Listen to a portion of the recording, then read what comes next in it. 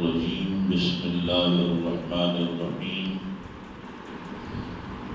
ولكل وجهة هو موليها فاستبقوا الخيرات أينما تكونوا يأت بكم الله جميعا إن الله على كل شيء قدير۔ اللہ تبارک و تعالی نے ارشاد فرمایا وَلِكُلِّ وِجْهَةٌ هُوَ مُوَلِّيهَا فَاسْتَبِقُوا الْخَيْرَاتِ، ارشاد فرمایا ہر ایک کے لیے توجہ کی ایک سمت ہے، ہر ایک کے لیے توجہ کا ایک مرکز ہے۔ کائنات میں جتنی بھی اشیاء ہیں ہر شے کے لیے توجہ کا ایک مرکز ہے۔ تو فرمایا کہ ہوا مولیہا، کہ وہ اسی کی طرف پھر منہ کرتا ہے، جو اس کی توجہ کا مرکز ہے وہ اسی کی طرف منہ کرتا ہے۔ تو انسانوں کے لیے توجہ کا مرکز کون سی شے ہے؟ بیت اللہ شریف ہے۔ بیت اللہ شریف جو ہے وہ انسانوں کے لیے توجہ کا مرکز ہے، اور انسان اسی کی طرف جو ہے وہ منہ کرتے ہیں۔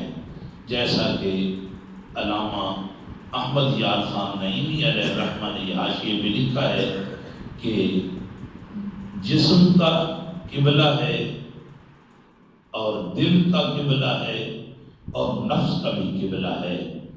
جسم کا قبلہ بیت اللہ شریف ہے، دل کا قبلہ رخ مصطفیٰ ہے، اور نفس کا قبلہ جو ہے وہ شیطان اور دنیا ہے۔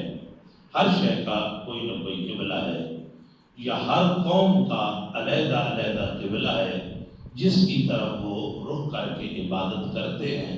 تو مسلمانوں کا قبلہ جو ہے وہ بیت اللہ ہی ہے۔ فرمایا کہ اور یہ بھی علماء نے لکھا ہے کہ ہر شے کا جو ہے کوئی نہ کوئی قبلہ ہے، ہر شے کی توجہ کا کوئی نہ کوئی مرکز ہے۔ مؤمنین کی توجہ کا مرکز بیت اللہ شریف ہے، بیت اللہ شریف مؤمنین کی توجہ کا مرکز ہے۔ اور بیت اللہ شریف کی توجہ کا مرکز کون ہے؟ تو نبی رحمت صلی اللہ علیہ وسلم کی ذات ثبوت صفات ہے۔ جیسا کہ کتابوں کے اندر آتا ہے کہ بیت اللہ شریف کو جب سیدنا ابراہیم علیہ السلام بنانے لگے اللہ رب العالمین کے حکم سے، تو عرض کیا مالک اس کے اندر کون سا پتھر لگاؤں، کہاں سے جو ہے وہ اشیاء لاؤں جن کو میں یہاں لگاؤں، جہاں کا تو حکم دے گا وہیں سے لگایا جائے گا۔ تو اللہ رب العالمین نے ارشاد فرمایا اے پیارے خلیل، ابو قبیس پہاڑ پہ چڑھ جا اور دیکھ جو پتھر میرے آخر الزمان نبی پہ درود پڑھتا نظر آ رہا ہے اس کو اٹھا لے اور بیت اللہ شریف کے اندر لگا دے۔ تو کعبۃ اللہ کے اندر وہی پتھر لگائے گئے جو نبی رحمت صلی اللہ علیہ وسلم کی ذات ثبوت صفات پر درود پڑھ رہے تھے۔ تو اب جو پتھر حضور کی ذات پہ درود پڑھ رہے ہیں تو ان کی توجہ بھی نبی رحمت صلی اللہ علیہ وسلم کی ذات ثبوت صفات ہے۔ جیسا کہ بعض کتب کے اندر یہ بھی لکھا گیا ہے کہ جب حضور علیہ السلام کی ولادت باسعادت ہوئی تو بیت اللہ شریف جو ہے نبی رحمت صلی اللہ علیہ وسلم کے گھر کی طرف جو گیا تو اس وقت جو ہے حضرت عبد المطلب بیت اللہ شریف کا طواف کر رہے تھے۔ انہوں نے یہ سوال کیا کیا ہوا؟ تو آواز آئی کہ مجھے بتوں سے پاک کرنے والا آ گیا ہے۔ تو بیت اللہ شریف کی توجہ کا مرکز جو ہے وہ نبی رحمت صلی اللہ علیہ وسلم کی ذات ہے۔ جیسا کہ یہ بھی کتابوں کے اندر مذکور ہے کہ حضرت عبداللہ ابن عمر رضی اللہ عنہ جو ہے نبی رحمت صلی اللہ علیہ وسلم کی جو ہے وہ قبر انور کی طرف منہ کر کے درود و سلام پیش کر رہے تھے، اور ان کا طریقہ کار یہی تھا کہ جس وقت کسی سفر پہ جانے لگتے تو مدینہ شریف میں یہ رہتے تھے، تو جب بھی سفر پہ جانے لگتے تو اپنے سفر کی ابتدا مسجد نبوی سے کرتے تھے۔ ویسے سنت بھی یہی ہے کہ جب بندے نے سفر کرنا ہو تو سارے معاملات مکمل کر کے مسجد میں آئے، 2 رکعت نماز نفل پڑھے اور نفل پڑھ کے پھر جو ہے سفر شروع کر دے۔ تو حضور علیہ السلام بھی جس وقت کہیں سفر پہ جاتے تھے تو اسی طریقے کرتے، سرکار سارے معاملات مکمل کر کے مسجد نبی میں تشریف لاتے، 2 رکعت نماز نفل ادا فرماتے، پھر حضور علیہ السلام جو ہے وہ سفر پہ شروع ہو جاتے تھے۔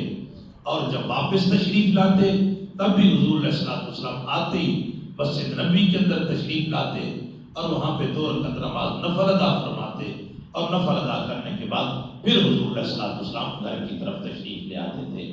تو حضرت عبداللہ بن عمر نے بھی سال رسول صلی اللہ علیہ وسلم کے بعد سفر کا سلسلہ کیا تو مسجد نبوی میں 2 رکعت نماز نفل پڑھی اور پڑھنے کے بعد حضور علیہ السلام کے مزار پرنوار پہ حاضر ہوئے، اور اس حال میں کہ بیت اللہ شریف کی طرف پشت تھی اور حضور علیہ السلام کی مزار پرنوار کی طرف اور سرکار کے معاوضہ شریف کی طرف منہ تھا اور درود و سلام پڑھ رہے تھے۔ ایک آدمی آیا اور وہ کہنے لگا عبداللہ یہ تم کیا کر رہے ہو کہ بیت اللہ کی طرف تم نے پشت کی ہوئی ہے اور جو ہے حضور علیہ السلام کے مزار کی طرف منہ کیا ہوا ہے؟ تو حضرت عبداللہ بن عمر نے کیا جواب دیا؟ فرمایا اگر میرا کعبے سے رخ پھرا ہے تو میرا کعبے کی طرف رخ ہو گیا ہے، جیسا کہ آل حضرت عظیم البرکت رضی اللہ عنہ فرماتے ہیں کہ آؤ حاجیو شہنشاہ کا روضہ دیکھو، کعبہ تو دیکھ چکے اب کعبے کا کعبہ دیکھو۔ اور صوفیاء فرماتے ہیں کہ جو بیت اللہ شریف ہے، بیت اللہ شریف کا جو میزاب رحمت ہے یعنی پرنالہ ہے، جیسے پانی نیچے کو اترتا ہے تو پرنالہ جو ہے وہ شمالی دیوار کے اندر ہے، اور پرنالہ یہ اشارہ کرنا ہے کہ اب جب بیت اللہ شریف کے طواف سے فارغ ہو گئے ہو تو نبی رحمت صلی اللہ علیہ وسلم کی دربار پرنوار کے اندر حاضری دو، جیسا کہ علماء نے بھی لکھا اپنی کتابوں کے اندر۔ حضور علیہ السلام کا فرمان ذیشان بھی ہے، سرکار نے فرمایا جس نے بیت اللہ شریف کا حج کیا اور میری زیارت کے لیے نہ آیا تو فقط جفانی، اس نے مجھ پہ ظلم کیا ہے۔ تو پتہ چلا کہ ہر شے کی توجہ کا کوئی نہ کوئی مرکز ہے، مومنین کے جسم کا مرکز بیت اللہ شریف ہے اور مومنین کے دل کا مرکز نبی رحمت صلی اللہ علیہ وسلم کی ذات سمود صفات ہے۔ کیوں؟ اس لیے کہ بیت اللہ شریف کا جو ہے وہ سلسلہ ہے کہ اس کی طرف منہ کرنے کا حکم ہے، نماز پڑھتے ہیں تو اس کی طرف منہ کرتے ہیں، اور جو دل کا سلسلہ ہے دل کے اندر محبت مصطفیٰ صلی اللہ علیہ وسلم اس انداز میں غالب ہونے چاہیے کہ جس وقت بندہ بیت اللہ شریف سے فارغ ہو تو چاہیے کہ حضور علیہ السلام کے دربار کی طرف حاضری کا سلسلہ کرے۔ جیسا کہ کتابوں کے اندر یہ بات بھی آتی ہے کہ سیدنا امام اعظم ابو حنیفہ علیہ الرحمہ نے 58 حج کیے ہیں، 50 اور 8 آپ نے حج کیے ہیں۔ حضرت امام اعظم بعض نے 55 لکھے ہیں، بعض نے 58 بھی لکھے ہیں۔ تو آپ نے حج کیے اور آپ جو ہی حج سے فارغ ہوتے تو فوراً مدینہ شریف کی طرف چلے جاتے تھے، اور مدینہ شریف کے اندر کئی دن رہتے تھے آپ، کئی دن رہتے امام اعظم حنیفہ علیہ الرحمہ۔ تو جو ہے وہ آپ کے شاگردوں نے اور ساتھیوں نے سوال کیا کہ حضور آپ مکہ شریف آتے ہیں حج کرنے کے لیے یا عمرہ کرنے کے لیے، آپ آتے ہیں اور حج و عمرہ کر کے جو ہی فارغ ہوتے ہیں فوراً مدینہ شریف چلے جاتے، زیادہ دیر مکے میں ٹھہرتے نہیں ہیں۔ تو آپ نے کیا جواب دیا؟ آپ نے فرمایا مکہ المکرمہ کی اگرچہ عزت بلند و بالا ہے، بیت اللہ شریف کی بڑی شان ہے، لیکن جیسا کہ یہاں پہ ایک نیکی کی جائے تو لاکھ کا ثواب ملتا ہے، لیکن یہ بات بھی ہے کہ اگر ایک گناہ کیا جائے تو وہ بھی لاکھ لکھا جاتا ہے۔ تو اس لیے میں اس بات سے ڈرتا ہوں کہ کہیں کوئی غلطی نہ ہو جائے، کوئی کمی بیشی نہ ہو جائے اور وہ ایک کے بدلے لاکھ نہ لکھی جائے۔ تو اس لیے میں جو ہی بیت اللہ شریف کی حج و عمرہ سے فارغ ہوتا ہوں تو میں مدینہ شریف چلا جاتا ہوں۔ کیوں؟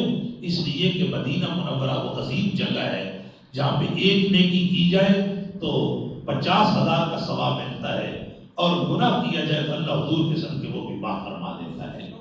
کیونکہ فرمایا نا وَلَوْ أَنَّهُمْ إِذْ ظَلَمُوا أَنفُسَهُمْ جَاءُوكَ فَاسْتَغْفَرُوا اللَّهَ وَاسْتَغْفَرَ لَهُمُ الرَّسُولُ، اگر وہ اپنی جانوں پر ظلم کر بیٹھے تو اے پیارے حبیب آپ کے در انور پر آ جائیں اور اللہ رب العالمین سے استغفار کریں اور آپ ان کی سفارش کر دیں تو ضرور پر ضرور وہ پائیں گے اپنے رب کو معاف فرمانے والا اور رحم کرنے والا پائیں گے۔ تو دربار مصطفیٰ وہ ہے کہ جہاں سے بندے کو نجات حاصل ہوتی ہے اور بخشش کا سلسلہ بنتا ہے۔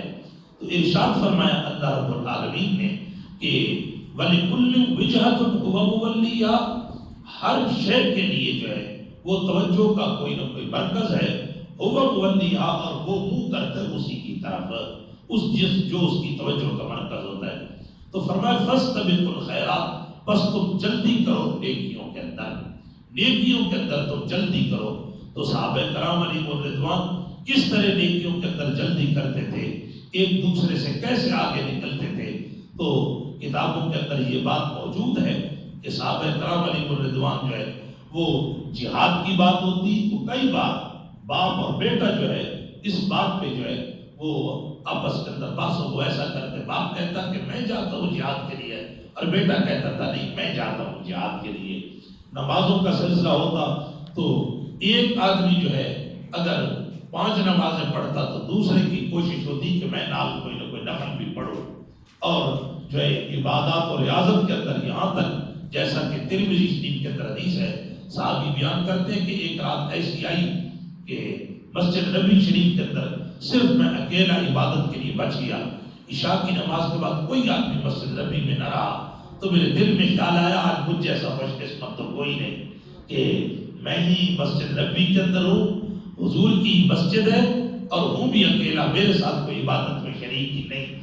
فرماتے ہیں کہ میں اسی خیال میں تھا، میں نے دیکھا ایک آدمی نے اپنے آپ کو چادر میں لپیٹا ہوا ہے اور مجھ کو کراس کرتا ہوا آگے نکل گیا اور پہلی صف کے اندر کھڑا ہو گیا اور اللہ اکبر کر کے نماز شروع کی اور الحمد پڑھا، پھر اس کے بعد سورۃ بقرہ پڑھی، آل عمران پڑھی، نساء پڑھی، حتیٰ کہ پڑھتا گیا۔ میں نے کبھی رکوع کرتا ہے دیکھتا ہوں کون ہے، میں نے کبھی رکوع کرتا ہے دیکھتا ہوں کون ہے، حتیٰ کہ ایک ہی رکعت کے اندر الحمد سے بناس تک پورا قرآن پڑھ دیا۔ تو صحابہ کرام علیہم الرضوان اس انداز سے جو عبادت و ریاضت کرتے تھے۔ ایک آدمی اگر آدھی رات عبادت کرتا تو دوسرے کی کوشش یہ ہوتی تھی کہ میں ساری رات عبادت کروں اور میں اسی عبادت میں نکلوں۔ آج کل تو معاملات الٹ ہو گئے ہیں، ایک بندے کے پاس 10 روپے ہوتے ہیں، دوسرا کہتے میرے پاس 20 ہونے چاہیے۔ صحابہ کرام علیہم الرضوان دولت کی اندر جو ایک دوسرے کے اوپر فوقیت حاصل کرنے کی کوشش نہیں کرتے تھے، نہ ہی دنیا داری کے اندر، بلکہ ان کی کوشش کیا ہوتی تھی، ان کی کوشش یہ ہوتی تھی کہ ہم ایک دوسرے کے اوپر نیکی کے اندر جو ہے وہ سبقت رہ جائیں اور بڑھے ایک دوسرے کے اوپر نیکی کے معاملے میں۔ یہاں تک کہ عصر کے بعد کچھ صحابہ ایسے بھی تھے جو بازار کے اندر تشریف لے جاتے صرف کس غرض سے، اس لیے کہ وہاں پہ لوگ زیادہ ہوتے ہیں اور میں ان کو السلام علیکم زیادہ کہہ دوں گا، السلام علیکم کہوں گا تو مجھے نیکی حاصل ہوگی، اور جتنا زیادہ کہوں گا اتنی زیادہ ہوگی۔ تو وہ اس نیکی کو حاصل کرنے کے لیے بازار کے اندر جاتے تھے۔ خرید و فروخت یا دوسرے معاملات نہیں، کاروبار نہیں، فقط نیت یہ ہوتی تھی کہ سلام کروں گا مجھے نیکیاں زیادہ حاصل ہوں گی۔ تو صحابہ کرام علیہم الرضوان نے اس طرح جو ہے وہ نیکیوں کے اندر جلدی کی۔ تو اللہ ارشاد فرما رہا ہے، رب ذوالجلال نے فرمایا فاستبقوا الخیرات، کہ نیکیوں کے اندر تم جلدی کرو، ایک دوسرے کے اوپر نیکیوں میں جلدی کرو۔ ہمیں بھی چاہیے کہ ہم نیکیوں کے اندر ایک دوسرے پہ جلدی کیا کریں۔ اگر کوئی 2 رکعتیں پڑھ رہا ہے تو ہمیں چاہیے کہ ہم 2 کی بجائے 4 نفل پڑھیں۔ اگر کوئی 4 پڑھ رہا ہے تو ہمیں چاہیے کہ ہم کوشش کریں 8 پڑھیں، یا اس نے 4 پڑھے تو مجھے 8 پڑھنے چاہیے، مجھے 6 پڑھنے چاہیے۔ لیکن یہاں پہ کیا معاملہ ہوتا ہے، یہاں پہ معاملات کچھ الٹ ہو گئے کہ ایک آدمی جو ہے وہ تراویحوں کے اندر کھڑا ہے تو دوسرا کہتا ہے یار بس یہ جو پڑھ رہے تو میں چھوڑ دیتا ہوں، تو درمیان سے نکلنے کی کوشش کرتے ہیں۔ کچھ ہوتے ہیں جو پڑھتے ہی نہیں ہیں، حالانکہ یہ نیکی سے بھاگنے والا سلسلہ ہے اور مومن کی یہ شان نہیں ہے۔ کچھ لوگ ایسے بھی ہوتے ہیں کہ مساجد کے اندر آتے ہیں نماز پڑھنے کے لیے، ان کی کوشش ہوتی ہے کہ نماز جو ہے بالکل 1 سیکنڈ اور منٹ بھی جو ہے آگے پیچھے نہ ہو۔ اگر کبھی جو ہے نماز لیٹ بھی ہو جائے 1-2 منٹ، وہ کبھی گھڑی کی طرف کبھی آگے پیچھے کی، امام صاحب نہیں آیا ہے، تو یاد رکھیے یہ مسجد میں تنگ ہونے والا سلسلہ ہوتا ہے، یہ چیزیں درست نہیں ہوتی ہیں۔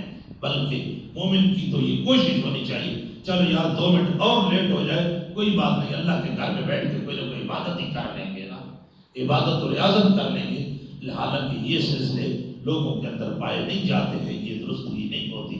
اور کچھ لوگ ایسے بھی ہوتے ہیں جو ہی سلام پھیرتا ہے تو وہ فوراً بھاگنے کی کوشش کرتے ہیں اور نکلتے ہیں، حالانکہ کام کاج نہیں ہوتا، باہر جا کے گپے لگانی ہوتی ہیں، سونا ہوتا ہے، بیٹھنا ہوتا ہے، تو وہ بھاگتے ہیں۔ اور یاد رکھیے کہ مسجد سے جلدی کی جلدی نماز پڑھ کے فوراً نکلنے کی کوشش کرنا، مسجد سے جلدی کرنا جانے میں، یہ مومن کی شان نہیں ہے۔ بلکہ مومن کی کیا شان ہے؟ حضور علیہ الصلوۃ والتسلیم نے ارشاد فرمایا مومن کی شان یہ ہے کہ المؤمن فی المسجد کالسمک فی الماء، مومن مسجد میں ایسے خوش ہوتا ہے جیسے پانی کے اندر مچھلی خوش ہوتی ہے۔ فرمایا المنافق فی المسجد کالطیر فی القفص، کہ منافق مسجد میں ایسے تنگ بیٹھا ہوتا ہے جیسے پنجرے کے اندر پرندہ تنگ ہوتا ہے۔ تو بندے کو تو چاہیے کہ وہ کوشش ہو یار میرے 2 لمحے مسجد میں گزر جائیں، اللہ کے ذکر میں گزر جائیں، اللہ کے گھر میں گزر جائیں۔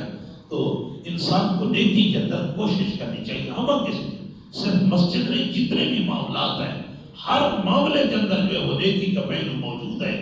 تو انسان کو چاہیے کہ وہ نیکی کے اندر کوشش کرے، یار میں یہ بھی نیکی حاصل کر لوں، میں یہ بھی حاصل کر لوں۔ ہو سکتا ہے کہ اللہ تعالیٰ کو وہی نیکی پسند آ جائے اور بخشش ہو جائے، وہی نیکی پسند آ جائے اور بخشش ہو جائے، کیونکہ رحمت خدا بہانہ بیچویت، اللہ کی رحمت تو بہانے تلاش کرتی ہے۔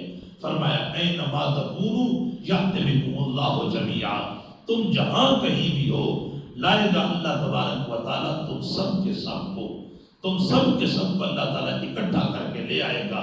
جہاں کہیں بھی کوئی ہے، قیامت کا جب دن برپا ہوگا تو قیامت کے دن کوئی کسی جگہ پہ بھی ہے، اللہ تعالیٰ سب کو اکٹھا کر کے لے آئے گا، سب کو۔ جیسا کہ حدیث پاک کا قرأ تو حضور علیہ الصلوۃ والسلام نے ارشاد فرمایا جو سمندر ہے ان کے اندر سے آگ بھڑکے گی، سمندروں کے اندر سے آگ نکلے گی، مشرق سے نکلے گی، مغرب سے نکلے گی، مشرق والوں کو ہاں کے مغرب کی طرف لے آئے گی، مغرب والوں کو مشرق میں، میدان محشر کے اندر سب کو جمع کر دے گی، شمال و جنوب چاروں طرف سے آگ ہی آگ ہوگی، اور وہ لوگوں کے پیچھے بھاگے گی، اور لوگ اس آگ کی ڈر کی وجہ سے آگے آگے بھاگیں گے، اور سارے کے سارے لوگ جو ہے میدان محشر کے اندر جمع کر دیے جائیں گے۔ حضور علیہ الصلوۃ والتسلیم کا ایک فرمان اور بھی ہے ترمذی شریف کے اندر، سرکار نے ارشاد فرمایا کچھ ایسے لوگ بھی ہوں گے قیامت کے دن، کچھ ایسے لوگ بھی ہوں گے جو سواریوں پہ ہوں گے، کچھ ایسے ہوں گے جو پیدل چل رہے ہوں گے، کچھ ہوں گے جو دوڑ رہے ہوں گے، اور کچھ ایسے بھی ہوں گے کہ جو سر کے بل چل رہے ہوں گے، کچھ ایسے بھی ہوں گے بدبخت کہ جو سر کے بل چل رہے ہوں گے۔ تو ترمذی شریف کے حاشیے میں موشی نے یہ بات لکھی تھی، وہ کہتے ہیں کہ میرا وجدان یہ کہتا ہے کہ یہ وہ لوگ ہوں گے جو دنیا کے اندر رہتے ہوئے نماز نہیں پڑھتے، تو قیامت کے دن ان کو الٹا چلایا جائے گا، یعنی سر کے بل چلایا جائے گا اور چلا کے میدان محشر میں لایا جائے گا۔ اور وہ جس وقت حضور علیہ السلام نے یہ بات فرمائی کہ الٹا سر کے بل چلیں گے، تو صحابہ نے عرض کیا سر کے بل کیسے چلیں گے؟ حضور نے ارشاد فرمایا جو رب ٹانگوں پہ چلانے پہ قادر ہے وہ سر کے اوپر بھی چلانے پہ قادر ہے۔ دیکھیے نا، اللہ رب العالمین قرآن کریم کے اندر فرماتا ہے قیامت کے دن جو ہے وہ ہاتھ اور پاؤں کلام کریں گے، وَتُكَلِّمُنَا أَيْدِيهِمْ وَتَشْهَدُ أَرْجُلُهُمْ بِمَا كَانُوا يَكْسِبُونَ، کہ ہاتھ کلام کریں گے اور پاؤں گواہی دیں گے۔ حالانکہ ہاتھوں کو کوئی زبان لگی ہے، پاؤں کو کوئی زبان لگی ہے، لیکن اللہ فرما رہا ہے یہ کلام کریں گے۔ کیسے؟ جیسے منہ کے اندر گوشت کا ایک ٹکڑا ہو کے وہ کلام کرتا ہے، تو ہاتھوں کے اوپر بھی تو گوشت لگا ہوا ہے، پاؤں کے اوپر بھی تو گوشت لگا ہوا ہے۔ اللہ تعالیٰ اسی کو جو ہے وہ زبان لگا دے گا اور یہی کلام کرے گا۔ تو جو رب ہاتھ اور پاؤں سے کلام کروا سکتا ہے وہ سر کے بل رب بھی چلوا سکتا ہے، وہی رب ہے جو سر کے بل چلانے پہ بھی قادر ہے۔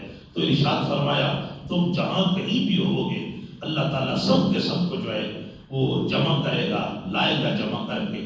ان اللہ علی کل شیء قدیر، بے شک اللہ تبارک و تعالیٰ جو چاہے کرے۔ اعلیٰ حضرت نے یہ ترجمہ کیا ہے، اور لفظی ترجمہ بے شک اللہ ہر شے پر قادر ہے، یعنی اللہ تعالیٰ جو چاہے وہ کرے، اس سے کوئی پوچھنے والا نہیں، کسی کی کوئی مجال نہیں کہ رب کی بارگاہ کے اندر دم مارے۔ وہاں پہ تو جتنا بھی ہو سکے آج بھی انکساری کرنی چاہیے۔ کتب کے اندر دیکھیے آپ، آگے کتابوں اسی قرآن کریم کے اندر آئے گا، حضرت موسیٰ علیہ السلام جس وقت اللہ رب العالمین کی بارگاہ میں دیدار کا عرض کرتے ہیں، مالک دیدار کرا، اللہ رب العالمین نے فرمایا لن ترانی، تو مجھے نہیں دیکھ سکتا۔ تو بہرحال اصرار بڑھتا گیا، اللہ رب العالمین نے فرمایا موسیٰ میں طور پہ تجلی ڈالتا ہوں، اگر وہ اپنی جگہ پہ برقرار رہا تو بھی میرا دیدار کر لے گا۔ تو طور پہ تجلی ڈالی، سیدنا موسیٰ علیہ السلام نے طور کی طرف دیکھا تو تو غش کھا کے گر گئے. جس وقت اٹھے تو کیا کہا؟ تم تو ہی یا اللہ میں تیری بارگاہ میں توبہ کرتا ہوں، یا اللہ میں تیری بارگاہ میں توبہ کرتا ہوں. تو توبہ کیوں کی؟ اس لیے کہ جو ہے رب تعالیٰ کی تو وہ بارگاہ ہے کہ جہاں پہ غلطی نہ ہو وہاں پہ توبہ ہے، وہاں پہ استغفار ہے. اور غلطی ہو تو پھر تو کرنی چاہیے. اللہ رب العالمین کی بارگاہ کے اندر جتنی کوئی استغفار کرتا ہے، جتنی توبہ کرتا ہے، اتنے اس کے درجات اور معاملات بلند و بالا ہوتے ہیں. تو فرمایا ان اللہ علی کل شیء قدیر، اللہ جو چاہے کرے، بے شک اللہ جو چاہے کرے. اللہ رب العالمین سے کوئی پوچھنے والا نہیں، کسی کی کوئی مجال نہیں کہ وہاں پہ کوئی دم مارے. ہاں اللہ رب العالمین جب کرم کرے گا تو پھر جو ہے میرے محبوب علیہ الصلوۃ والتسلیم کلام کریں گے، انبیاء کرام علیہ الصلوۃ والسلام کلام کریں گے، اولیاء کرام علیہ الصلوۃ والسلام کلام کریں گے. اور یہ ساری رب کی کرم نوازی ہے، اور اللہ کی کرم نوازی ہوگی، یہ نہیں کہ نہیں ہوگی. اللہ رب العالمین کی کرم نوازی ضرور ہوگی، کیونکہ اللہ نے وعدہ کر رکھا ہے کہ میں کرم کروں گا. اور حضور علیہ السلام کے فرمانات بھی ہیں کہ میں شفاعت کروں گا. لیکن اس کا یہ مطلب کوئی نہ سمجھے کہ سرکار سے سفارش کر دیں گے تو ہمیں نیکیوں کی کیا ضرورت، بلکہ ہمیں تو چاہیے کہ ہم اتنی زیادہ نیکیاں کریں، اتنی زیادہ نیکیاں کریں کہ سرکار قیامت کے دن فخر کرے کہ یہ میرا وہ امتی ہے کہ جو نیکیاں لایا ہے. یہ نہیں کہ بندے کو جرم اور گناہ کرنے چاہیے کہ سرکار سے سفارش کریں گے.